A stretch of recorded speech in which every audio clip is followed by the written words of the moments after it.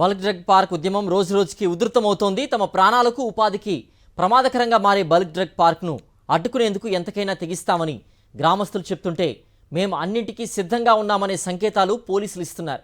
మంత్రి లోకేష్ ఆదేశాల ప్రకారం బల్క్ డ్రగ్ పార్క్ వ్యతిరేక పోరాటాన్ని అణచివేసే కుట్ర బలోపేతమవుతోందని మత్స్యకారులు అనుమానిస్తున్నారు.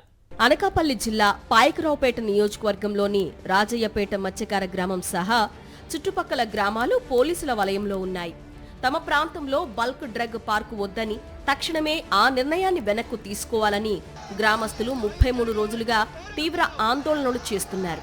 గతంలో హోంమంత్రిని అడ్డుకున్న గ్రామస్తులు, మత్స్యకారులు 2 రోజుల క్రితం జాతీయ రహదారిపై ఆందోళన చేశారు.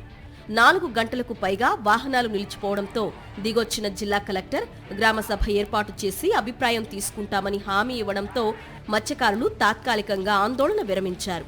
అయితే ప్రభుత్వం తన హామీ మీద నిలబడడం లేదని, బల్క్ డ్రగ్ పార్కు ఏర్పాటు చేయడానికి ముందుకు పోతోందని మత్స్యకారులు అనుమానిస్తున్నారు. మేము ప్రభుత్వంలోని మిమ్మల్ని గెలిపిస్తాం మా బారుకు వస్తే మా ఏ ఏట్లోకి పోయి కాట్లోకి పోవాలా, మీరు ఏమి మాకు పెట్టుబడి ఎట్టు మమ్మల్ని పిల్లలంతరాన్ని నిలబెడతారు. పిల్లలకు తల్లి లేకంట జనాన్ని తీసేసి మీరు ఏమి రాజకీయం వెళ్ళడం అని అదేదో మాకు ఎదురుపాటు చేసి మా భవిష్యత్తు ఏదో నిలికి మా భూములు తీసుకోనాకి మా జీవితాలతో ఆడుకోనాకి ఎవడిచ్చిన అధికారం అమ్మ నీకు.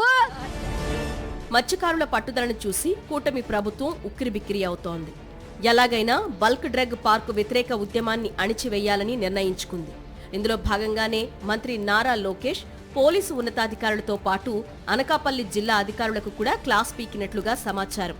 కనీసం ఒక గ్రామంలో కూడా ఉద్యమాన్ని అణిచివేయలేకపోతే మీరెందుకు అంటూ ఎద్దేవా చేశారట మంత్రి లోకేష్. హోంమంత్రి అనితను సైతం పిలిపించి టీడీపీ పెద్దలు మాట్లాడారని ప్రచారం జరుగుతోంది.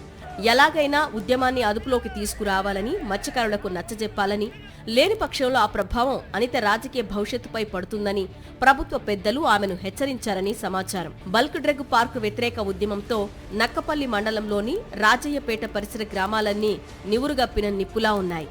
ఏ నిమిషమైనా గ్రామస్తులు మెరుపు ఆందోళన చేస్తారని పోలీసులు, అధికారులు భావిస్తున్నారు.